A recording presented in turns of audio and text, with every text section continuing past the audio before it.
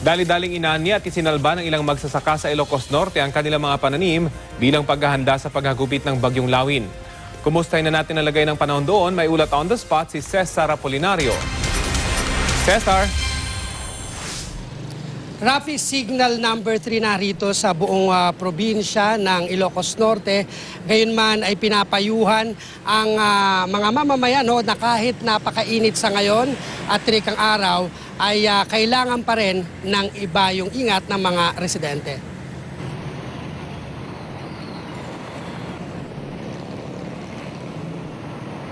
Mainit ang panahon at matinding sikat ng araw sa buong probinsya mula kaninang umaga, pero mag-aalas 12 ng tanghali ay medyo kumulimlim ng bahagya, partikular dito sa Lawag. Dahil di pa nga gaanong ramdam ang bagyo, ay tuloy lang sa kanilang buhay ang mga residente. Kaya nung umaga ay nag-anunsyo ng Department of Agriculture na dalhin sa matataas na lugar ang mga nakaimbak na palay dahil posible nga ang pagbaha na inaasahan ngayong gabi o bukas. Pinapayon din ng DA ang mga magsasaka na huwag ibilad sa kalsada ang mga palay na naani na dahil delikado. Mula kahapon hanggang kaninang madaling araw ay madalian ang ginawang pag-ani sa mga palay ng mga may-ari ng sakahan. Nag-overtime pa nga ang mga magsasaka dahil inaasahan ang pagbaha sa mga palayan lalo na kung lumakas pa ang ulan at sumabay pa sa high tide. Kaya pamorningan ang pag-aani sa mga palay. Nakausap namin ang mga negosyante rito at sinabi nila na kung hindi nila aani ng palay ay baka wala silang mapakinabangan dahil may banta ng pagbaha. Umabot daw hanggang kalsada ang tubig baha na karaniwang nanggagaling sa bundok.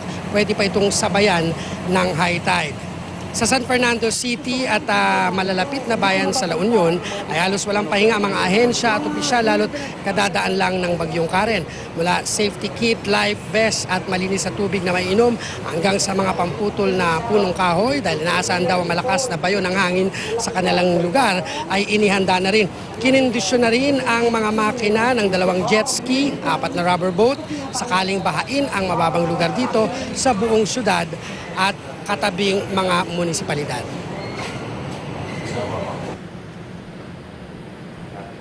Sa ngayon, Rafi, ay inaasahan natin yung kung magpapatawag ng press conference ang lokal na pamahalaan. Dahil nga sa ngayon ay nakikita na natin na kumukulimlim na. Kanina nung tumayo ako rito, hindi pa ganitong kadilim. Medyo nakita natin yung ulap, dumidilim na at yung mga residente nakita natin sa mga ibang lugar dito na inaayos yung mga bubong nila kahit na kanina ay tirikang araw at nangako naman yung mga residente na kung sakaling didilim pa at magsisimula ang malakas sa pag-ulan ay mag-i-evacuate na sila lalo na yung mga nakatira sa mga coastal area at mga mabababang lugar. Rafi? Cesar, identified naman na yung mga evacuation centers at handa naman na ang mga ito na i-receive itong mga posibleng mag-evacuate kapag lumala yung sitwasyon dyan, Cesar? Exactly, Rafi. Yung lokal na pamahalaan, nakausap natin dito sa Ilocos Norte, sa Ilocos Sur at sa La Union. Sinasabi nila na lagi naman pag may ganitong mga paparating na bagyo ay inihahanda ang mga eskwelahan.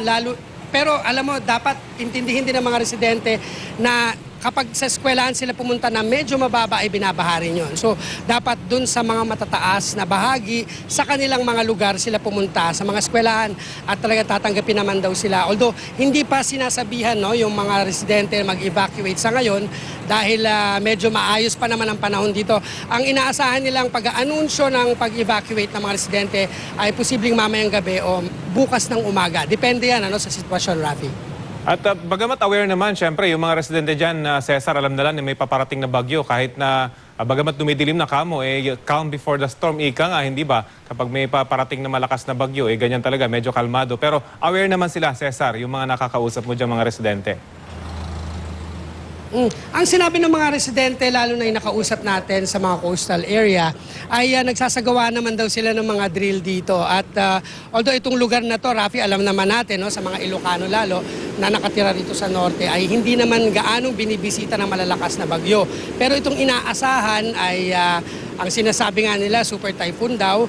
Pero sana raw, gaya ng mga nakaraang bagyo, gaya ni Karen, ng bagyong Ferdy, na inasahan din daw nila yon na malakas. Pero hindi gaanong sinalanta yung kanilang lugar. Ang pinapanalangin na lang nila, Rafi, ay kung dumaan man daw itong bagyong Lawin, sana raw ay hindi ganong kasing lakas sa inaasahan nila, Rafi. Okay, maraming salamat at ingat kayo dyan, Cesar Apolinario.